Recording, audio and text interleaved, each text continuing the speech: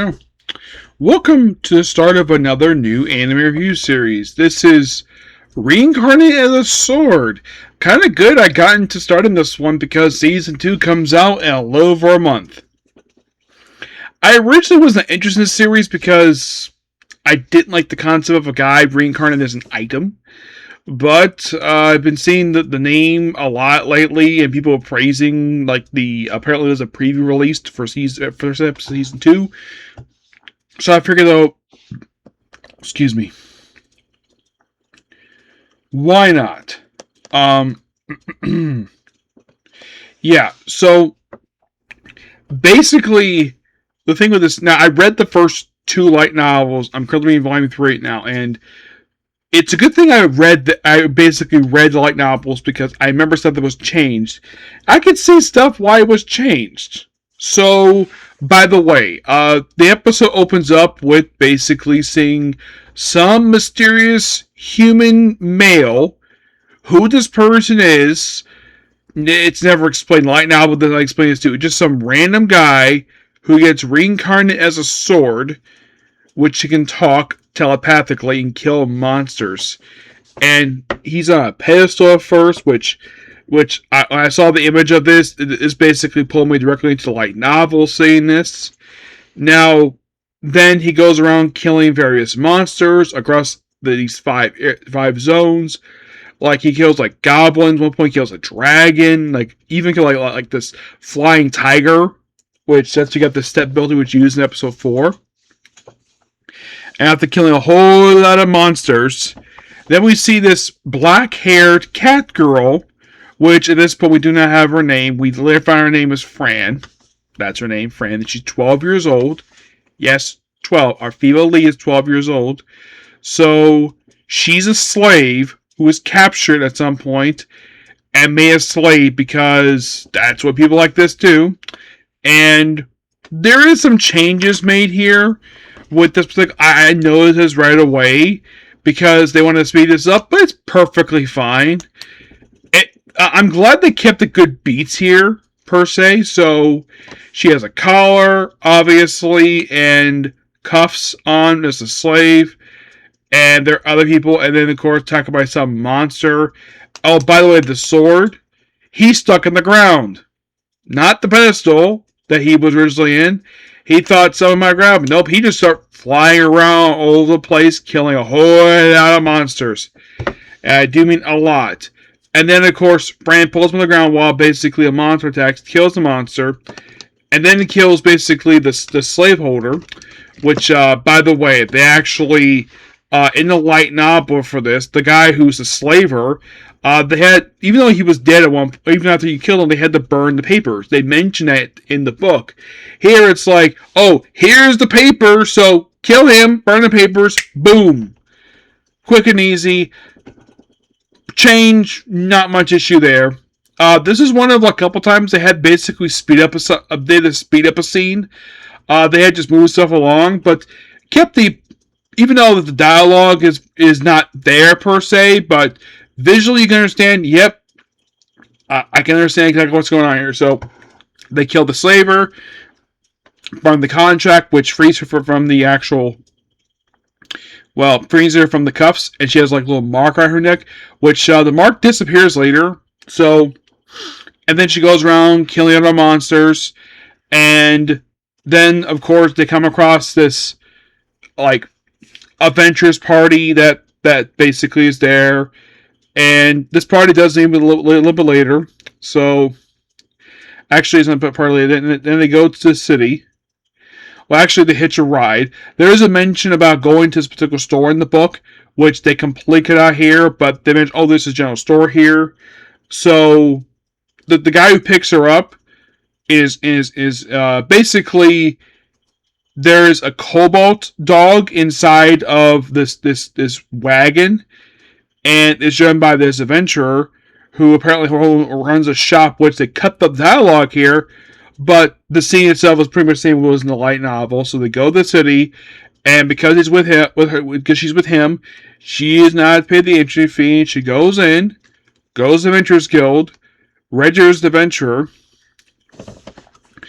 And also we have this blacksmith who's got this thing called the God's Eye. Yeah, and it's a dwarf. Of course it's a dwarf. Because what is usually the most for this particular profession, a blacksmith, what's usually the most common species that usually seen be a blacksmith? A lot of the time it's a dwarf.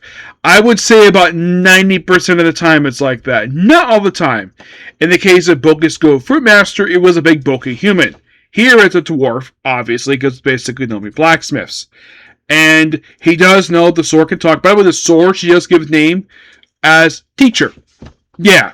And so the blacksmith does know he's an intelligent sword, so he basically makes armor for her. They basically speed this. This is another one they did a speed up of, where they cut all the dialogue, but anybody can tell who anybody read the light novel see what was cut here. So they have this dress that she wears, this little bit of armor, has an ear band. I remember in the light novel, I thought the ear band was basically like a wraparound strap. No, it's basically like a little wrap around her ear because she can't wear a helmet because it blocks her vision. That was cut out here, but anyone can tell, yeah, that's perfectly fine. It's not really an issue. And then getting this stuff, and of course, he's going to make a scabbard for the sword called Teacher. Then she has gathers, and she, of course, is so bored she wants to kill more monsters. But then, of course, we have the adventure party who's confronted by a small group of goblins, which, of course, she saves. And and then we discover not only the goblins there, but they're hobgoblins. And there's also a goblin king. Later on, we discover a goblin queen. And apparently, at one point, she just keeps killing goblins over the course of the whole episode. She ends up killing 130 goblins. Oh, by the way, also when she became an adventurer, she had to take this exam with this, I think it was like a C-rank adventurer. They mentioned Eric Adventures all investigating stuff with Wolf Plains, how Slim Teacher did. And so she's very powerful, and then she registered. She gets her class registered as a sword spell, which is basically her using magic and sword, obviously. She's given rank G. And then when she killed 130 goblins, she's automatically promoted to rank F. Now, G is not exactly a rank that's very rarely heard.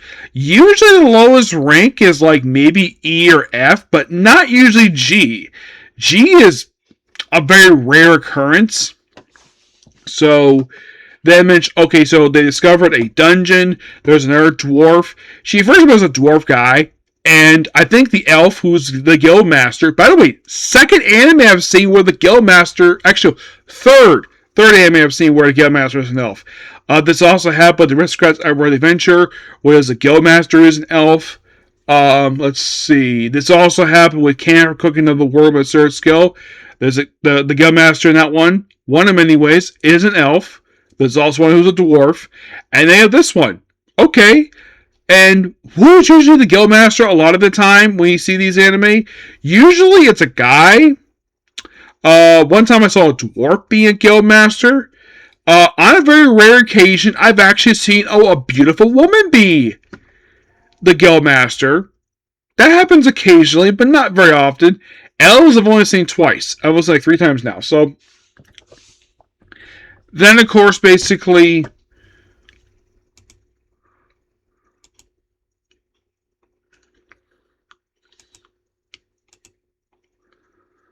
yeah.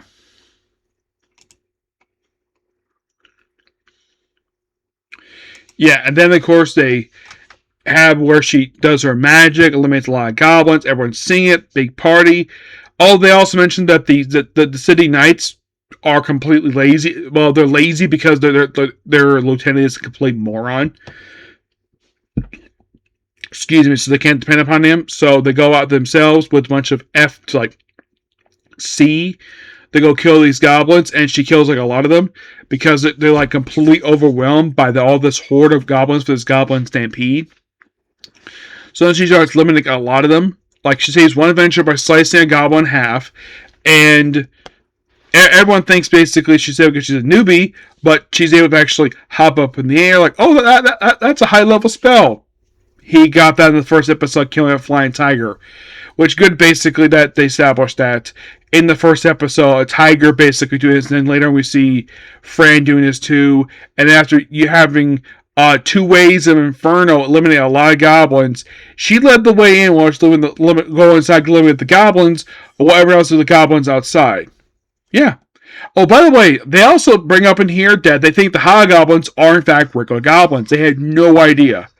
But great the fact they have the whole establishing the lore of the goblins they have for the show in these first two episodes.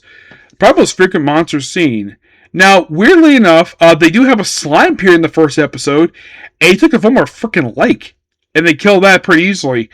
Also, Teacher, as he's called. Oh, by the way, the voice actors. I forgot to mention the voice actors. So, Teacher's voiced by Ton Manny. Does a pretty good job voicing him.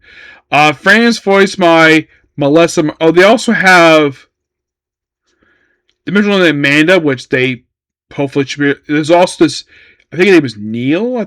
Neil is a receptionist who's voiced by Miley Cyrus. Good job. Oh, Gallus. That's his name, Gallus. He's voiced by John Sweeney. Excuse me. But this overall is, I'm only 4 episodes in, and it's fun. I am enjoying this anime. This anime is fantastic. Yep, so yeah, that's pretty much it for the video. Please be sure to like, comment, subscribe, turn notifications. Well, see you out to my stream tonight when I discuss basically the 2 new anime came out today, all of more of this. Okay, next video. Bye.